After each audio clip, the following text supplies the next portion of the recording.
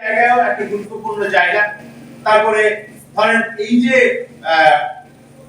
মানে বিতরণের ব্যবস্থা, ধরেন বিপিসি যখন দাম বাড়ানো হলো, বিপিসি তখন বললো যে আপনি সরবরাহ বাড়ান, আপনারা সরবরাহ বাড়ান। তাহলে এতদিন ধরে বিপিসি কেন বলে? বিপিসি নিজে কি এই মজুদের পক্ষে কিনা?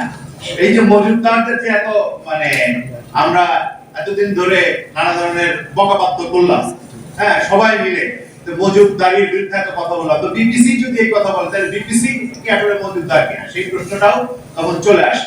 তাহলে এই যে বিতরণ কোম্পানি, সরবরাহ কোম্পানি, সরবরাহ ব্যবস্থা, এইগুলোর খরচ, এগুলোর যে মুনাফা করার হার, এই সমস্ত জায়গাতেও আমাদের আসলে স্ক্রুটিনির দরকার আছে নতুন করে যদি আমরা এই জায়গাটা করতে চাই।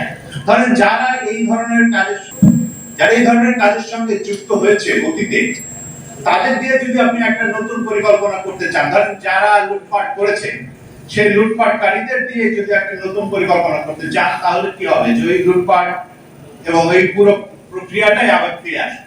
ফলে এগুলোকে চিহ্নিত করা, বিচারের ব্যবস্থা করা। আমরা জানি যে একটা দায় মুক্তি অধ্যাদেশের মাধ্যমে এই সেই সময়ের কর্মকাণ্ড, বিশেষত মানে এই যে যুক্ত লোকজন, এদেরকে আসলে যদি বিচারের আওতায় না আনা হয়, যারা এই যে বাংলাদেশের অর্থের বিপুল পরিমাণে লুটপাট করলো, পাচার করলো, এই বিশেষত জ্বালানি খাতকে ব্যবহার করে, তাদেরকে যদি বিচারের আওতায় আনা না হয় এবং তাদেরকে যদি শাস্তি না দেওয়া হয়, তাহলে এই একই চক্র আবারও ফিরে আসবে।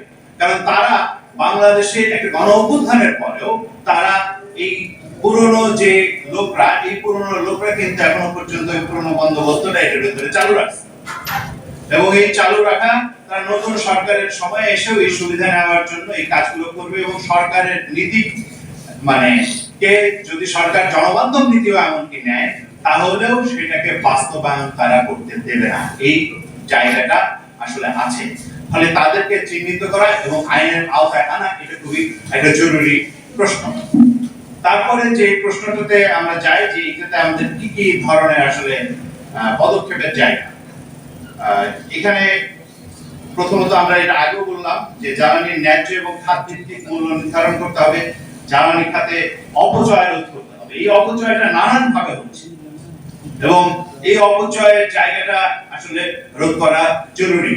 এই অপচয়ের ক্ষেত্রে যদি আপনি এমনকি যেভাবে আসলে এই ক্যাপাসিটি চার্জের নামে অপচয় হয়, সেটাও এর ভেতরে আসলে আসতে হবে। এবং ধরেন সরকার জ্বালানি ভর্তুকি কাকে দেবে কাকে দেবে না, এটা নিয়ম করতে হবে।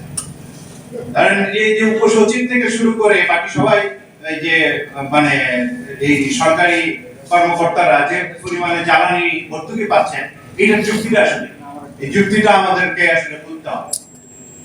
তো এই যে এই সমস্ত জায়গায় এই পদক্ষেপগুলো খুবই জরুরি এবং এই পদক্ষেপগুলো আমাদের একটা অন্য দিক থেকে খুবই গুরুত্বপূর্ণ, যে যদি আমরা এই বর্তমান সময়ের সংকটটাকে আসলে অ্যাড্রেস করতে চাই, যে কোনো একটা সংকটকালীন সময়ে যখন আমরা অ্যাড্রেস করতে চাই, তাহলে আসলে আমাদের কয়েকটা জিনিসের বিষয়ে খেয়াল রাখা দরকার হয়। একটা হচ্ছে যে আসলে যে সমস্ত ক্ষেত্রে অপ্রয়োজনীয় এবং যে সমস্ত ক্ষেত্রে আসলে জনগণ, বৃহত্তর জনগণের কল্যাণ।